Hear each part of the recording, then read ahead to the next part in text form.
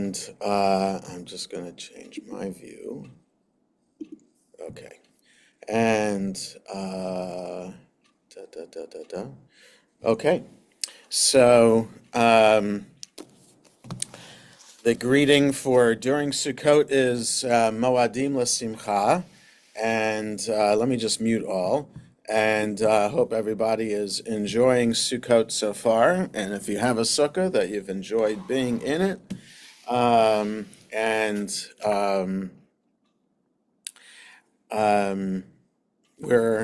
It's been a couple of weeks, but we're up to chapter 13 in 1 Samuel on page 68 in our text. Baruch, excuse me. I do have a little bit of cold that I'm dealing with, which I think has something to do with just the lots of holidays going on and not getting enough sleep. Baruch atah Adonai Eloheinu melech haolam shekidshanu b'mitzvotav v'tzivanu la'asok b'divrei Torah.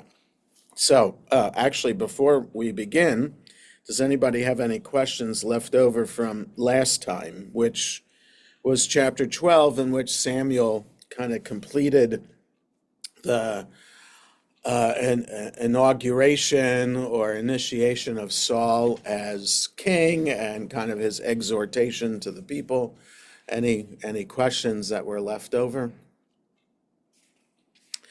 Okay, so then we'll start on chapter 13.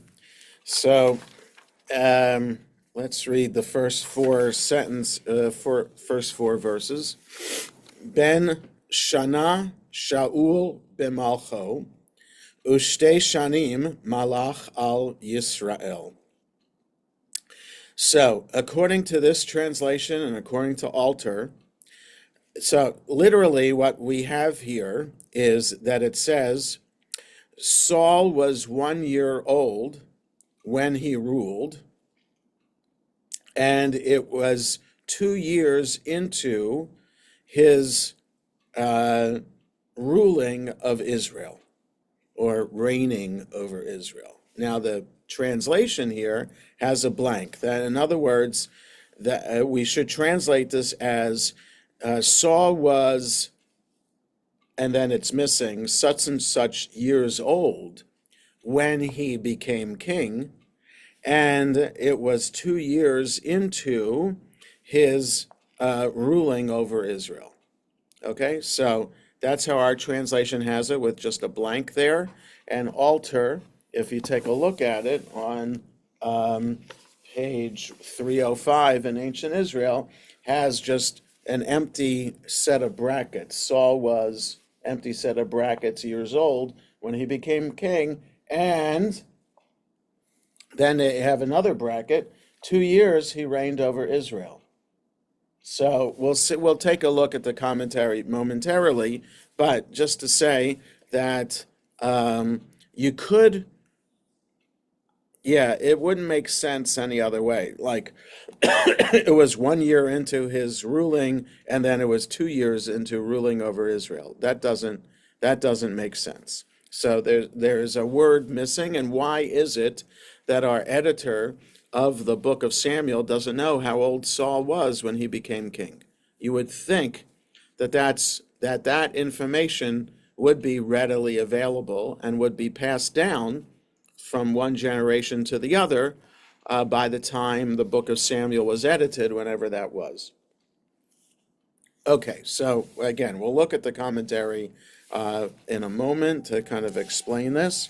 Verse 2, Vayivchar lo Shaul shloshet alafim mi Yisrael, vayihiyu im Shaul alpayim b'michmash uvahar Beit El, ve'elef hayu im Yonatan begivat Binyamin, ve'yeter ha'am shalach ish le'ohalav.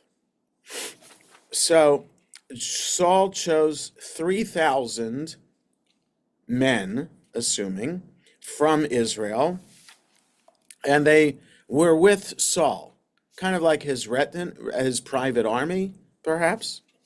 2,000 were in Michmash, and in the mountainous region of Beit El. So Beit El is about is in the territory of Benjamin, where Saul is from, and it's about I don't know, 10, 20 miles north of Jerusalem. And 1,000 were with Jonathan in Givat Benjamin. We don't know where that town is. And the rest of the people Saul sent home. Now, we don't know who Jonathan is here. We do know later Jonathan is his son. But why doesn't it say here Jonathan is his son? Why doesn't it say Yonatan ben Shaul? Okay, it's like taking for granted that we know it. We haven't been introduced to Yonatan, to Jonathan, before. So just saying Jonathan, what? Okay, that's another question. 3. Vayach Yonatan et Netziv Plishtim asher begeva vayishmeu Plishtim v'Shaul taka b'shofar b'chol haaretz lemor yishmeu ha'ivrim. Jonathan slay or smote the garrison of the Philistines that was in Geva, and the Philistines heard about it, and Saul blew a shofar, or ordered that the shofar be blown throughout the land, saying, "Let the Hebrews hear." That also, why is it saying that? Saul is a Hebrew, so let the Hebrews hear? It's like the Philistines would say, "Let the Hebrews hear." Why would a Hebrew say, "Let the Hebrews hear"? It should say, "Let the tribes of Israel hear. Let the people of Israel hear."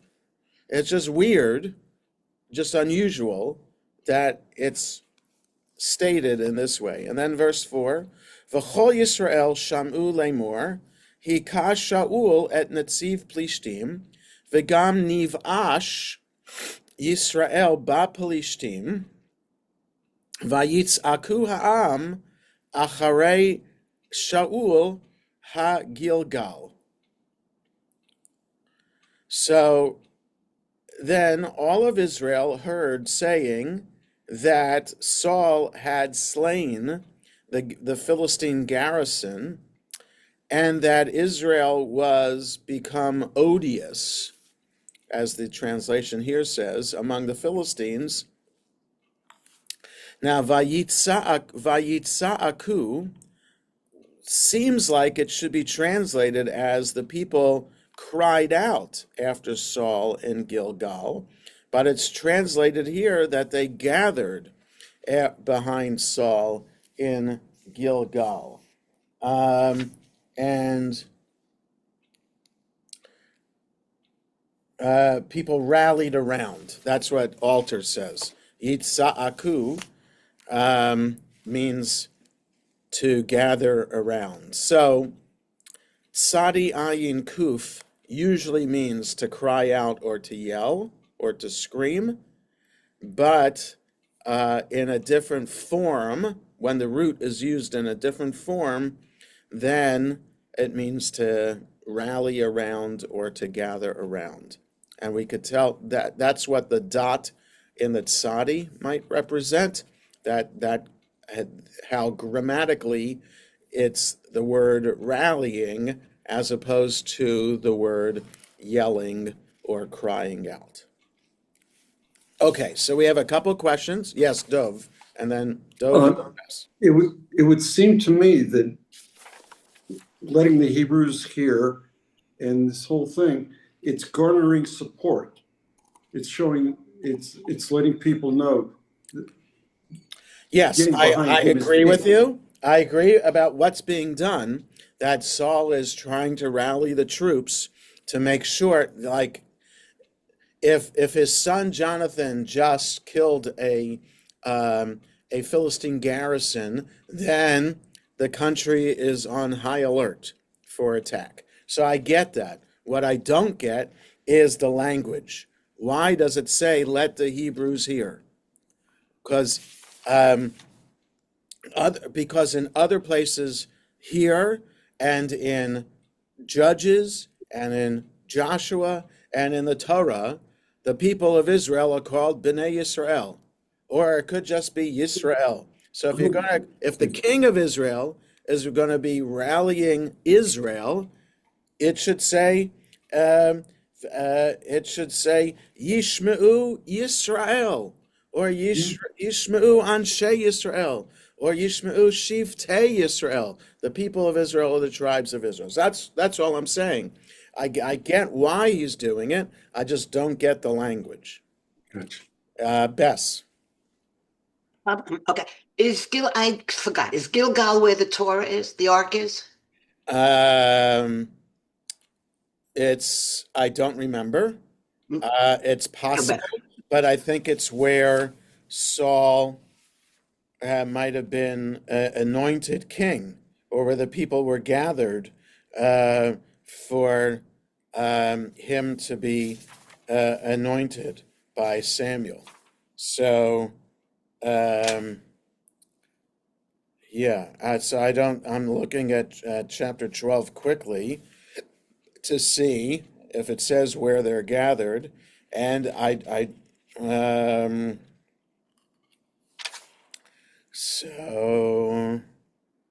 I'm looking also to see about the sacrifices that were offered. So it doesn't say in chapter 12. So you'd have to check. Check in chapter 11 or chapter 10, but I don't know. Gilgal, we've come across Gilgal before. I can't give you a definite answer right off the top of my head. Okay, so let's look at the commentary here, beginning on page 68. It's introduced to us as the opening of the War of Independence. So I guess independence from Philistines. So the literal translation of the verse is, right, the idea that there's a blank here about how old Saul was. The literal translation of the verse is, Saul was a year old when he began to reign, and 2 years he reigned over Israel. Both statements are palpably impossible. The first for obvious reasons, the second because, in the words of Ralbag, a medieval commentator, it's difficult to believe that all the events of Saul's reign could have been crowded into 2 years. The rabbinic interpretations are either forced or impose an impossible syntactical constriction on the Hebrew words. For example, Saul was as sinless as a year-old babe in the first year of Saul's reign. Saul had been king for 1 year when his rule was confirmed at Gilgal. Or when he had reigned for 2 more years, he set up his standing army. He reigned for 2 years before David was anointed king. We're forced to the conclusion that the complete numbers are wanting in the Hebrew text, not only as in AJ in the first clause, but in the second as well. In view of the paucity of chronological data in the first book of Samuel, any attempt to supply the numbers can only be conjectural. Josephus gave the length of his reign as 20 years. So Josephus was a Jew who served in the Roman army before the destruction of the temple in Jerusalem, and maybe around the time of the destruction of the temple in Jerusalem. It's his account of Masada that provide the story for Masada. So again, we don't know if his accounts of what happens in his lifetime could be more accurate than his accounts of Jewish history until that time.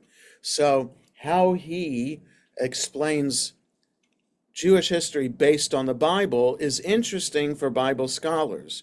So in other words, what he's saying here, that Saul reigned for 20 years, well, we don't know how long Saul reigned. So the legend is that a legend could be that he reigned for 20 years, and that legend is maintained in Josephus's writings. But we don't have actual proof of that. Okay. In chapter 6, section 14:9, that is in that same book, Antiquities, Josephus wrote, "Now Saul reigned 18 years while Samuel was alive, and after his death 2, to which some manuscripts add and 20, making a total of 40. The smaller number is the more probable." Okay. So yes, Bess? So we know that he had to be at least, I don't know, close to 40 when he started or when this is taking place, because Jonathan could take care of a garrison. His son had to be 18.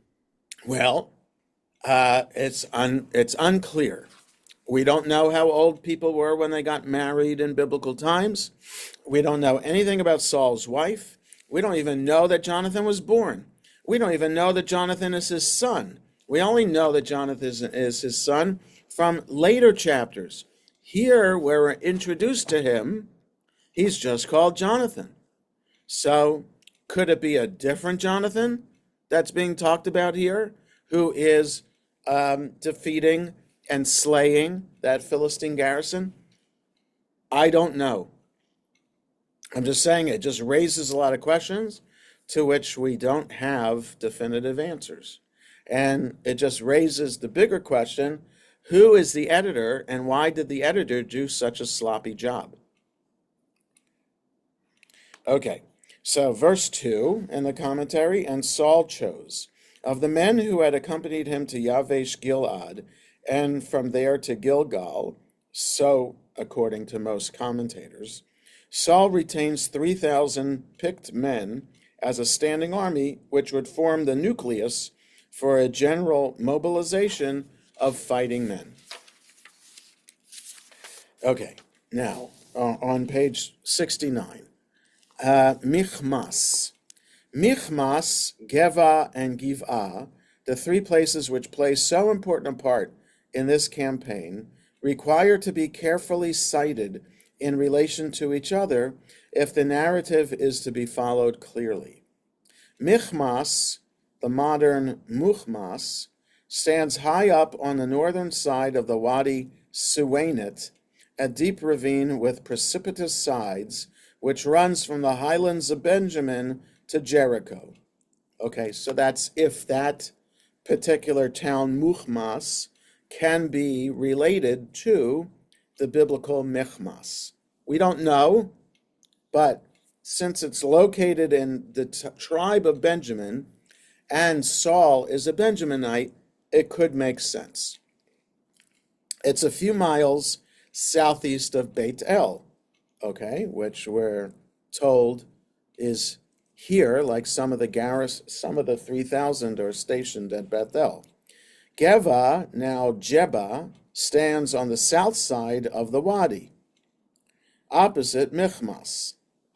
Giv'ah, the home of Saul, was a few miles southwest of Geva.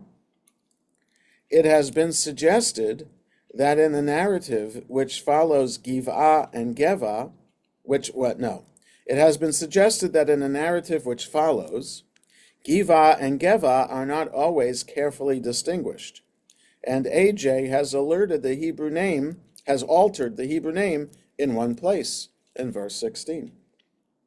But commentators are much at variance as to where the substitutions should be made. For example, Smith reads Geva for Giv'ah throughout. Kennedy reads Geva for Giv'ah in verse 2, Giv'ah for Geva in verse 3, and Geva for Giv'ah in chapter 14, verse 2. And it's not impossible to understand the progress of the campaign without such alterations. Mount of Bethel, the high ground between Bethel and Michmas. And verse 3, garrison, Hebrew Netziv, which perhaps signifies the resident or political officer of the Philistines. If this interpretation is correct, it was the assassination of the representative of Philistine rule, which was the signal for revolt. In Geva, it may be supposed that the garrison or officer of the Philistines, which had been in Giv'ah, had moved to Geva, perhaps in order to watch Saul more closely. Had the Philistines still been stationed in Giv'ah, it's difficult to understand how Jonathan would have been allowed to maintain a force of 1,000 men virtually on their doorstep.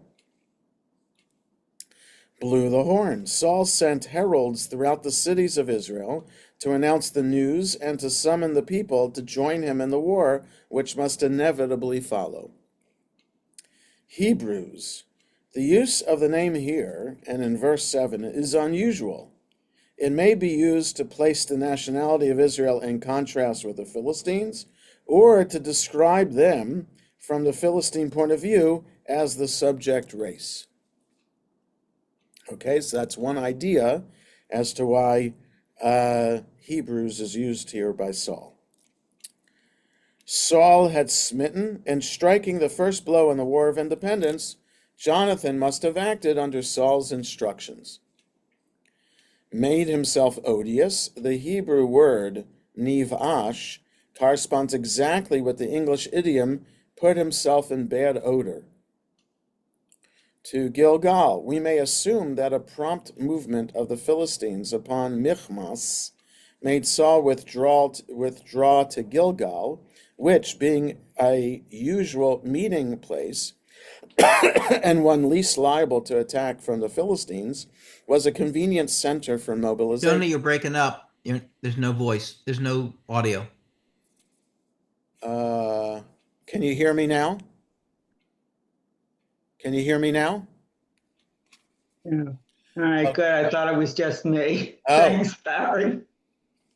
Okay, so I didn't get anything on my screen to say that my internet was spotty. So I'm sorry about that. And I'm just looking at my connection. It looks fine. Okay, Your video is fine. It was just the audio that went yeah, out. I get it. All right, so thanks for letting me know. Okay, so let's on page 70, made himself odious. The Hebrew verb nivash corresponds exactly with English idiom put himself in bad odor. To Gilgal, we may assume that a prompt movement of the Philistines upon Michmas made Saul withdraw to Gilgal, which, being a usual meeting place and one least liable to attack from the Philistines, was a convenient center for mobilization. Rashi explains that Saul went there for his rendezvous with Samuel. Okay, so let's see what Alter has to say about this. So we're on page 305 below the line. Saul was blank years old and blank 2 years he reigned. The Masoretic text, notoriously defective at this point, says Saul was a year old and 2 years he reigned. This whole sentence is absent from the Septuagint, that's the Greek translation, leading one to suspect that the redactor here stitched into the narrative a textual fragment in which there were lacunae, that is, missing parts, in the numbers that he did not presume to fill in. Jonathan struck down the Philistine prefect. Though the Hebrew uses the standard idiom for killing someone in battle, the context of Israel's subservience to the Philistines suggests that this was an act of assassination intended to trigger general rebellion. Jonathan enters the narrative without introduction. The neophyte king had himself seemed a rather young man, but with the casualness about chronology characteristic of the biblical storyteller, Saul now has a grown son. Okay, so just Alter is just pointing out what I'm pointing out. There's something missing in this narrative. It's not smooth. In Giv'ah, the text reads Geva, but the two names, which continue to alternate, appear to be variants of the same name. Saul blew the ram's horn, saying, "Let the Hebrews hear." The ram's horn, which produces shrill, piercing sounds, was often used for a call to arms. The hearing of the Israelites is counterpointed to the just reported hearing of the Philistines. Hebrews is usually a term used by foreigners for the Israelites. as J.P. on 306, as J.P. Fockelman has observed, Saul invokes a name used in contempt by enemies, such as Pharaoh and the Philistines, in order to arouse his people's pride and fortify their will to resist. Saul has struck down. Though Jonathan was the assassin, Saul, as political leader of the rebel forces, is credited with responsibility for the act. Israel has become repugnant. The literal meaning of the Hebrew idiom is very much like to be in bad odor with, but that antiquated English idiom has a certain Victorian fussiness not suitable to this narrator. So he's acknowledging that is an idiom, but he doesn't like it. Mr. Lacune and other big words doesn't like there's a bad odor about him. Okay. All right, we continue in the text. We'll do verses 5 through 7. Uflishtim ne'esfu lehilachem im Yisrael Shloshim elef rechev, v'sheshet alafim parashim, ve'am kachol asher al sfat hayam larov, ve'ya'alu ve'yachanu b'michmas kidmat beit aven. Now remember, we're told Saul took 3,000 men, right? So the Philistines gathered for war against Israel, and who did they gather? 30,000 charioteers and 6,000 horsemen, and an army as numerous as the sand of the seashore. And they went up and camped at Michmas, east of Beit Aven. Okay, so that's a huge massing of forces. Okay, 30,000 chariots, 6,000 horsemen, and an army. So those would be the ones going in front. It's like the tanks. The tanks going first, and then you got the ground troops behind. So imagine 30,000 tanks all lined up in Michmas. That should be pretty frightening to Israel. 6. Ve'ish Yisrael ra'u ki tsar lo ki nigas ha'am vayit chab'u ha'am ba'me'arot uvachavatim uvasilaim uvatzrichim uvaborot. So every Israelite saw that they were in trouble because the people were distressed, and the people hid in caves and in thickets and in rocks and in holds and in pits or cisterns, right? So you got only 3,000 of them, even if it's not 3,000, if it's more, against the 30,000 chariots and an army that's as numerous as the sands of the sea, which, by the way, we're told, and God tells Abraham that their descendants, that his descendants would be as numerous as the sand of the sea. So now the Philistines are counted to be like the sand of the sea. So people are running every which way to hide from the Philistines. 7. Ve'ivrim avru et hayarden, eretz Gad ve'gilad, ve'Shaul odenu ba'Gilgal, ve'chol ha'am chardu acharav. And the Hebrews, again, the people are called Hebrews here. Some Hebrews, it says in English, went over the Jordan River to the land of God. So there are Reuben Gad and half the tribe of Manasseh are on the east side of the Jordan River. So these Hebrews went over to God's territory, that is G-A-D, not G-O-D, to Gad's territory, and to Gilad. And Saul was still in Gilgal, and the people were trembling after him. Okay, so verse 5 in the commentary, 30,000 chariots. The number is so many times in excess of that recorded in any other war that it must cause astonishment. Some of the ancient versions read 3,000, which is likewise an abnormal number. Pharaoh had 600 chariots. See Exodus 14. Sisera, 900. That's in chapter 4 of Judges about the Deborah and Barak fighting the Canaanite Sisera. And Serach, the Ethiopian, 300. And that's from a story in 2 Chronicles. So 30,000 is way of an exaggeration.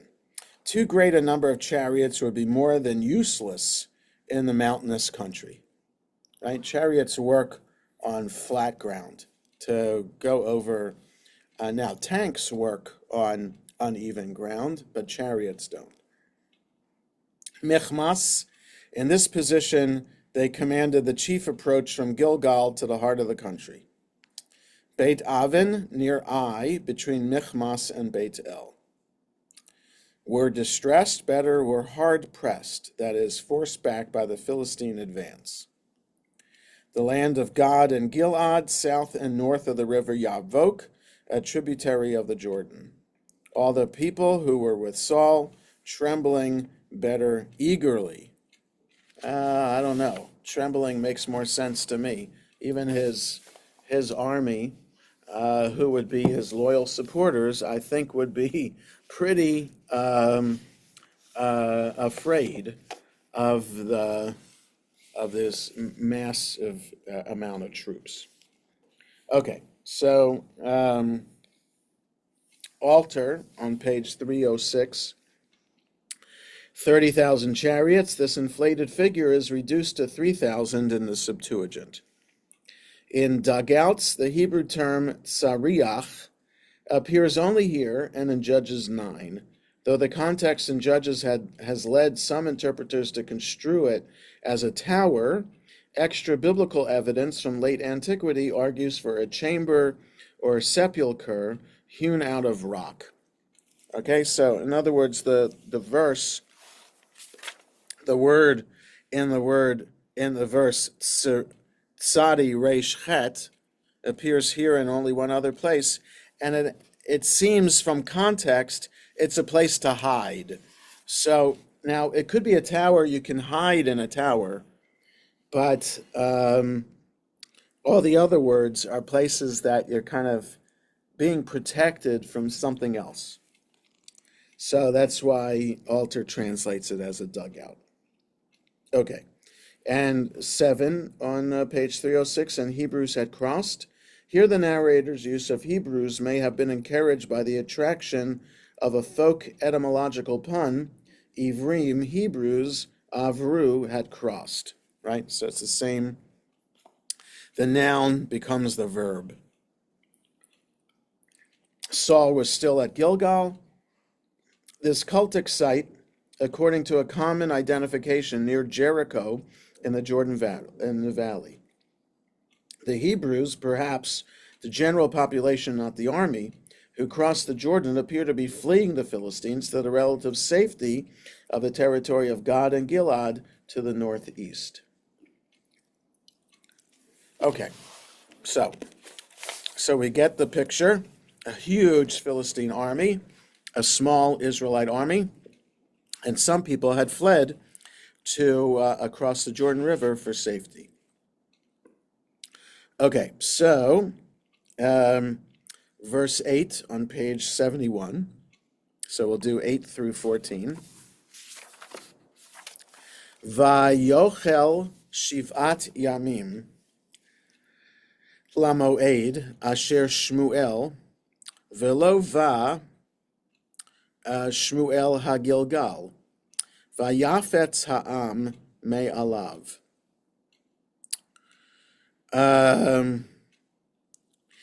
And he delayed 7 days according to the time that Samuel had set. Now, we don't know anything about Samuel setting any time. This is the first time that Samuel appears in this particular story. So what are we talking about? Samuel setting a time with Saul. We don't know anything about that. So he delayed 7 days waiting for Samuel, according to the time that Samuel said he was going to come. And Samuel didn't come to Gilgal, and the people were scattered about. So they're getting nervous. So they don't want to be targets to the Philistines, so they're going to spread around. 9, Vayomer Shaul Hagishu Elai Ha'olah v'hashlamim Vaya'al Ha'olah. So Saul says, well, bring me the burnt offering and the peace offering. And he offered up the burnt offering. 10, so he's taken upon himself a task, a ritual task that he's never done before. And that Samuel is supposed to authorize and not Saul. That's what I'm assuming is happening here. 10, Vayehi kechaloto laha'alot ha'olah v'hinei Shmuel ba vayetze Shaul likrato levarcho. And when he finished offering up the burnt offering, here came Samuel. And Saul went out to greet him and to bless him. Or it says here to salute him, but I'm just translating it literally, to greet him and to bless him. 11, Vayomer Shmuel, me'asita. Vayomer Shaul, ki ra'iti kinafatza'am me'alai, va'ata lovata lamoed hayamim, uflishtim ne'esafim michmas. So Samuel said, what have you done? Like, what's going on here? And Saul said, well, I saw that the people were starting to leave me. And you didn't come according to the time that you said you were going to come. And the Philistines are gathered at Michmas. 12, Va'omar, Ata yerdu flishtim elai hagilgal, ufenei Adonai lo chiliti, ve'et apak va'aleh ha'olah.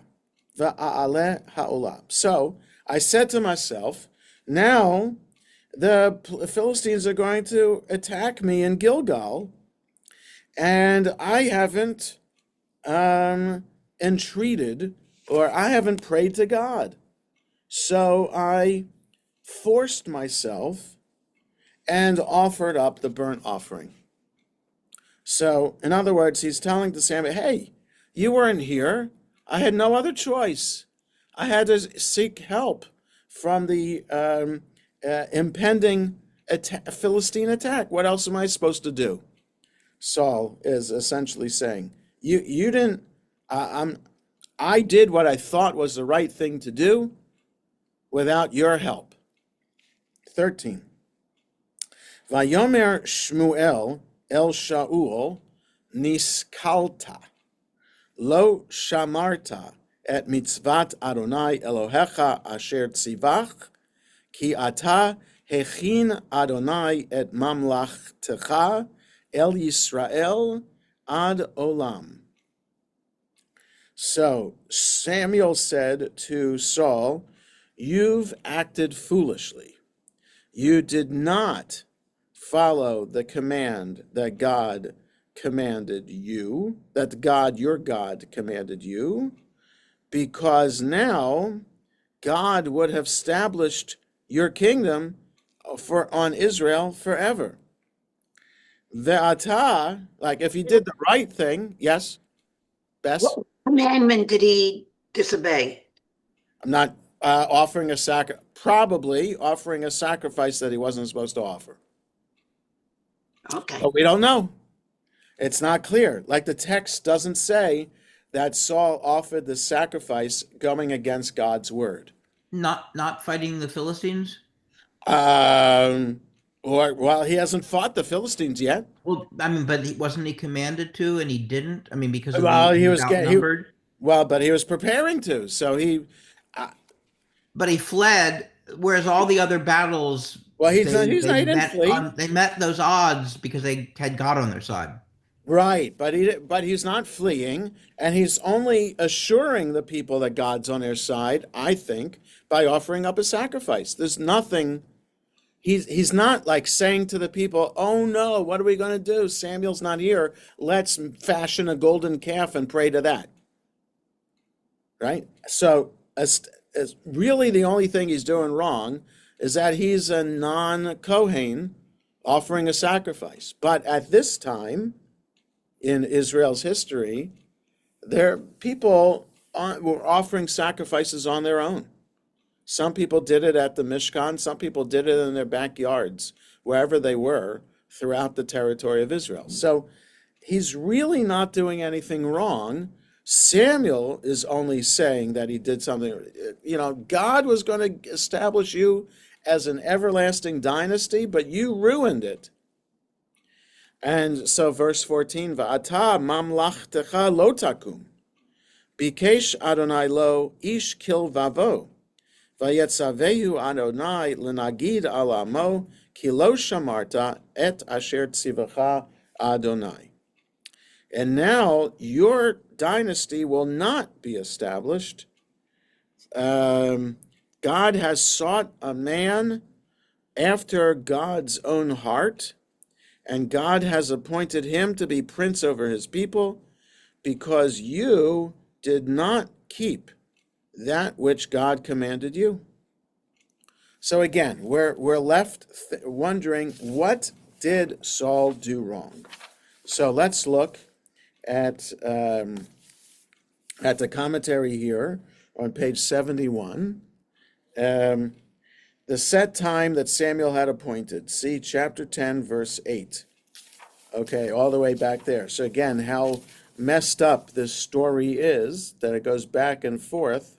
10:8 says, and you shall go down before me to Gilgal, and behold, I'll come down unto you to offer burnt offerings and to sacrifice sacrifices of peace offerings. 7 days shall you tarry till I come to thee and tell you what you should do.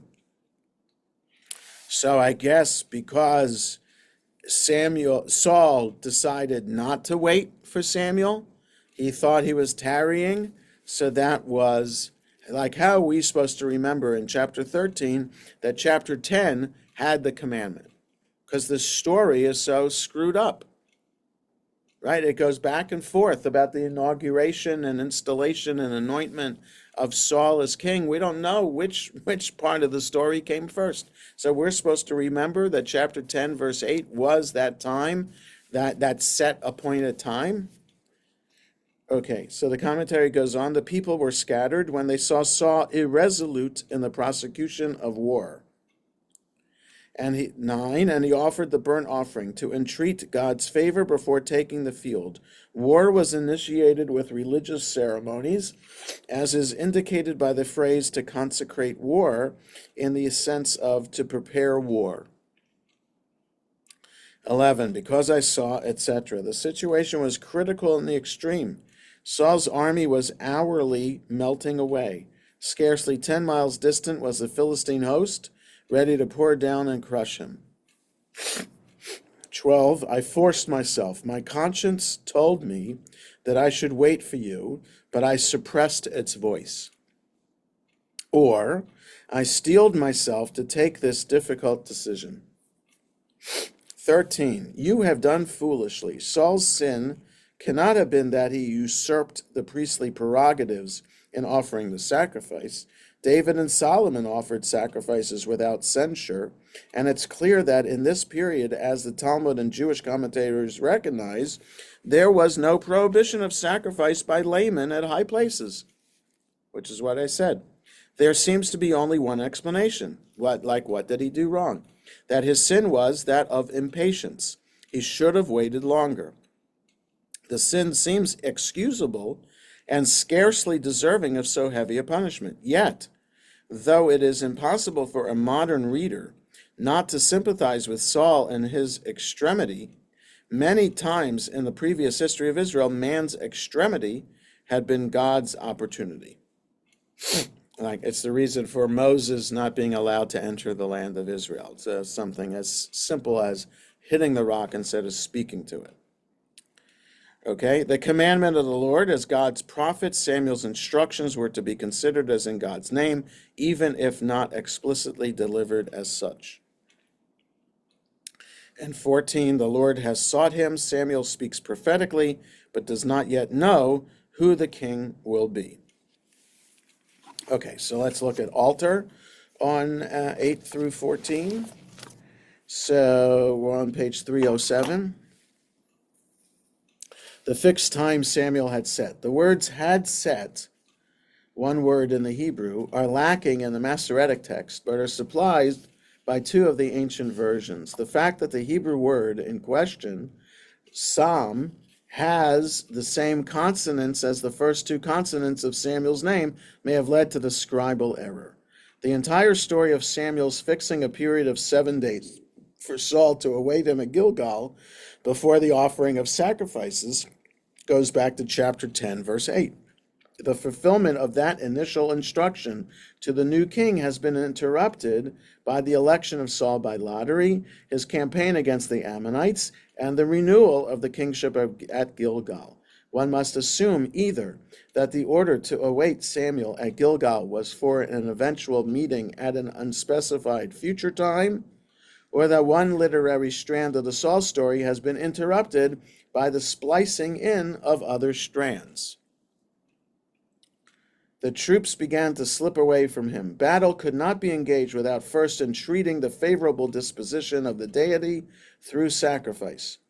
Saul's men are beginning to give up hope and to desert, so he feels with good reason that he can afford to wait no longer. 10, as he finished offering the burnt offering, that, look, Samuel was coming. The timing gives the distinct appearance of a cat and mouse game played by Samuel. He's not absolutely late, but he has waited till the last possible moment, sometime well into the 7th day, or it might even be the 8th day, by which time Saul has been obliged to take matters into his own hands. 12, I took hold of myself. The Hebrew verb hitapek means to force yourself to do or to refrain from doing something. The same verb is used when the tearful Joseph could not hold himself in check in the presence of his brothers. And on page 308, yes, Barry, did you have a question? No. Yep. I thought that Samuel's admonition of Saul was because he didn't smote all of the Philistines. Does that come later? It's the Amalekites, and the Amalekites. And it's coming up. Okay, so we haven't gotten there yet. So Samuel rebukes Saul multiple times. Yes. Not just okay. Yes, and we'll see it also when Samuel dies and Saul invokes his spirit, going to a witch to do that, and then Samuel rebukes him there too. So yes, this is the first of several rebukes. Okay, so altar on page 308, had you but kept the command of the Lord. The Masoretic text has a declarative, you have not kept, but the structure of the whole sentence argues strongly for amending lo, not, to lu, if, introducing a clause contrary to fact. Samuel flatly assumes that his own commands and the commandments of the Lord are entirely equivalent. In fact, it is he, not God, who has given Saul the elaborate instructions about waiting 7 days at Gilgal. In a kind of prophet's tantrum, Samuel insists again and again in this speech on the words commanded and command. In verse 14, appointed him prince is literally commanded him prince. Made your kingdom unshaken forever. The Hebrew verb hechin means both to establish and to keep on firm foundation. And so it's misleading to translate it only as the initiating to establish. Your kingdom shall not stand. Samuel's rage over the fact that Saul has offered the sacrifice derives from his construing that act as a usurpation of his own prerogatives as master of the cult, though there are other biblical instances of kings who offer sacrifices. One suspects that Samuel has set up Saul for this failure, and that he would have been content only with a puppet king. The Lord has already sought out for himself a man after his own heart, though this would have to be a veiled prediction of the advent of David. In naturalistic terms, the incensed Samuel is in a way bluffing. Fed up with Saul, he announces to the king that God has already chosen a successor, about whom Samuel himself as yet knows nothing whatever, nor has he even had time for a communication from God that there will be a successor. Appointed him prince to his people. As Polzin shrewdly notes, David will later use these very words in 2 Samuel 6, when he angrily tells Saul's daughter Michal that it is he who has been divinely elected to replace her father. Okay, so we're not going to have time to finish the chapter today, and in fact, I think we're going to stop here at this point in the chapter for today, and we will continue next Friday. We have class, so next Friday is the 17th. We have class on the 17th, we have class on the 24th, but then the following week, the 31st, we will not have class because I'll be away that weekend for my daughter's wedding. So we have class the next 2 weeks in a row, and then we're off for 1 week. Okay, so have a good rest of the day, everybody. Shabbat Shalom and Moadim L'Simcha, as they say. Yes, and take care. Thank you.